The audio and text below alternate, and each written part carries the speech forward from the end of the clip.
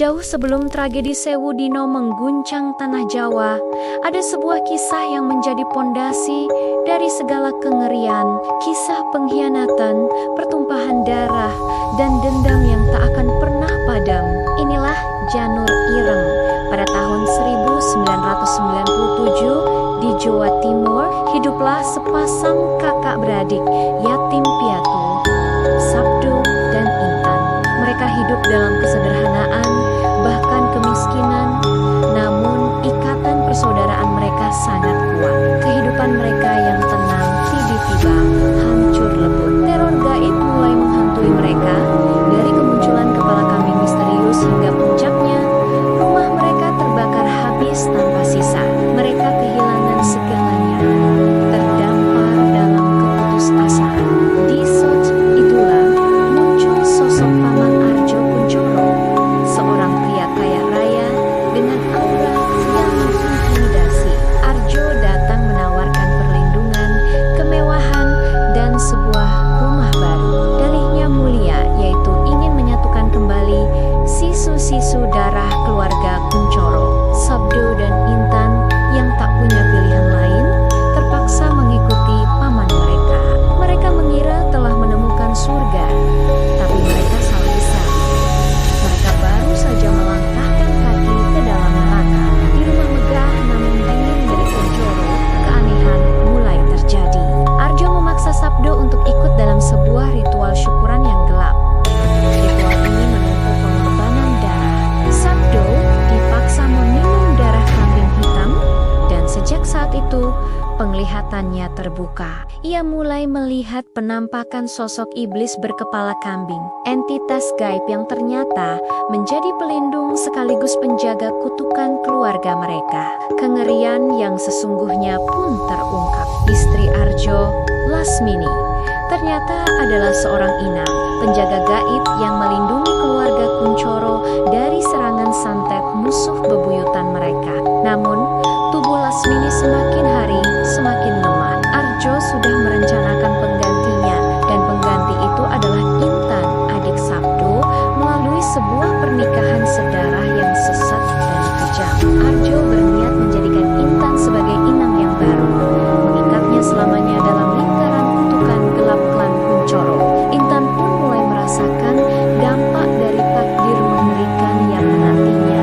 Ia sering diganggu, diteror, bahkan sampai kerasukan roh jahat yang membuatnya menyerang siapapun, termasuk kakaknya sendiri. Sabdo yang putus asa mencoba mencari jalan keluar.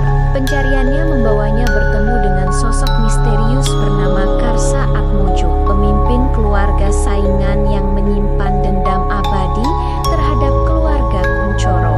Karsa membuka mata Sabdo.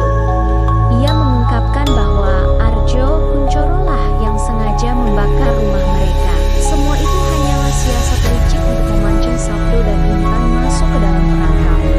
Arjo hanya ingin menjadikan Intan tumbal untuk klannya. Api pengkhianatan membakar hati Sabdo. Demi melindungi adiknya dari takdir yang keji, ia nekat menyetujui rencana mematikan dari Karsa Atmojo. Rencana itu adalah melepaskan sebuah santet kuno yang disebut Janur Ireng, sebuah senjata pamungkas yang menjanjikan kehancuran total bagi Arjo Kuncoro dan keluarganya.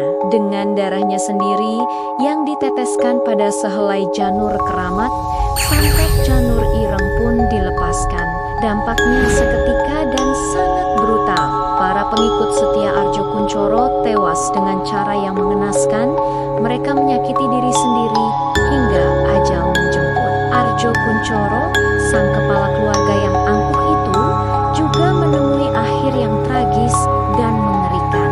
Kemenangan seolah sudah di depan mata Sabdo. Namun, disinilah tipu muslihat Karsa yang sesungguhnya baru dimulai. Santet Janur Ireng tidak hanya membunuh Arjo. Santet itu memusnahkan seluruh garis keturunan Kuncoro tanpa pandang bulu. Dengan mata kepalanya sendiri, Sabdo menyatakan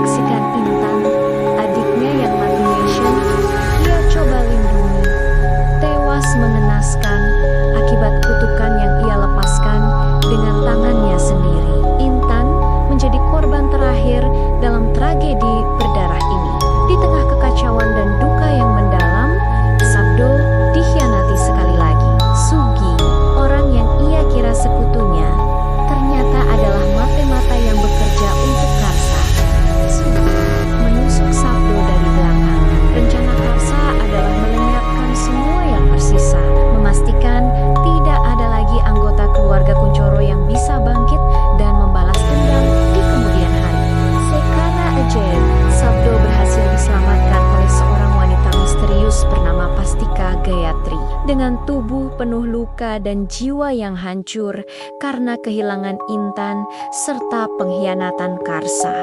Sabdo kini hanya memiliki satu tujuan hidup, balas dendam. Pastika berjanji akan membantunya, bukan dengan janur ireng, tetapi dengan ilmu santet yang jauh lebih